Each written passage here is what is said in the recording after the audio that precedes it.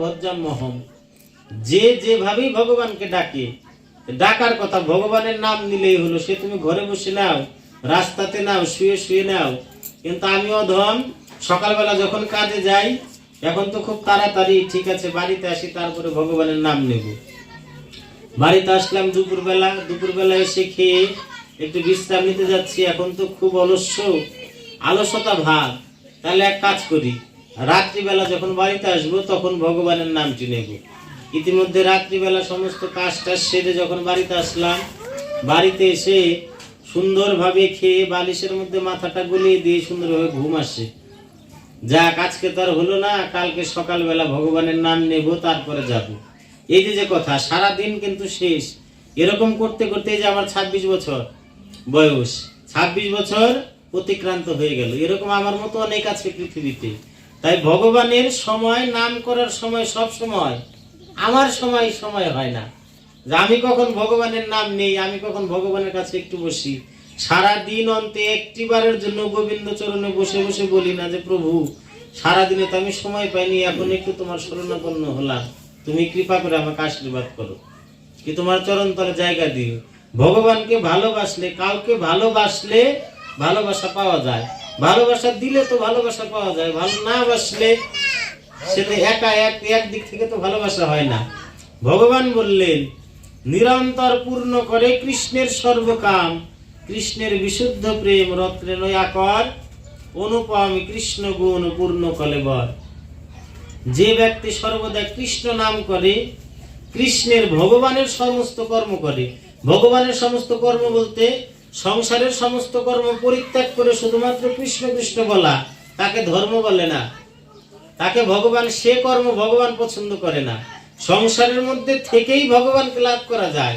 কর্ম করো, সাথে সাধু সঙ্গ করো, সাথে ভগবত সঙ্গ করো, ভগবানের নাম বলো, আমার কথা বলো। কৃষ্ণের বিশুদ্ধ প্রেম রত্নের আকর, ভক্ত সঙ্গ করতে করতে, কৃষ্ণ নাম শ্রবণ করতে করতে এই দেহটা যখন রত্নের মতো হবে, রত্ন সোনার অলংকার হীরা আমি চিনি না, রাস্তার মধ্যে যদি পড়ে থাকে হীরা অনেকগুলো, ধরেন রাস্তার মধ্যে অ্যাক্সিডেন্ট হলো, কাঁচের টুকরো পড়ে আছে রাস্তা তো অনেক, তার মাঝে একটা হীরার টুকরো। আমি কিন্তু হীরা চিনি না, কাঁচটা চিনি, কাঁচকে তো চিনি, কাঁচও যেমন চকচক করে, হীরাও কিন্তু চকচক করে। আমি রাস্তাতে যখন যাবো, এখানে অ্যাক্সিডেন্ট হয়েছে, কাঁচ টাচ দেখে টেকে চলে গেলাম, হীরা কিন্তু চিনতে পারবো না। কিন্তু যিনি স্বর্ণকার, জহুরি যিনি, সে কিন্তু এতগুলো কাঁচের মধ্যে থেকেও হীরাটাকে বেছে বের করতে পারবে, কারণ সে তো হীরাটা চিনে, তাই না? এবার ভগবান বিশুদ্ধ, কৃষ্ণের বিশুদ্ধ প্রেম রত্নের আকর, যিনি কিনা সর্বত্র সাধু সঙ্গ করেন, সব সময় সাধু সঙ্গ করেন, নিরন্তর যে কোনো কর্ম করে, তথাপিও ভগবানের নাম শ্রবণ করে, নাম গুণগান করে, তার কৃষ্ণ অঙ্গ, তার অঙ্গ একত্রে বিশুদ্ধ প্রেম হয়ে যখন রত্ন আকর হয়, রত্নে পরিণত হয়, অনুপম গুণগুণ সেও কলেবর, সমস্ত অঙ্গ কৃষ্ণ কৃষ্ণময় হবে। যাহারও সৌভাগ্য রূপ বাঞ্ছে সত্য ভামা, যার ঠাই কলা বিলাস করেছে শিখ ব্রজরামা। এইরকম ভক্ত যদি কেউ থাকে, তাকে দূর থেকে না, কাছে থেকে না হোক, দূর থেকে অন্তত তাকে প্রণাম করা উচিত।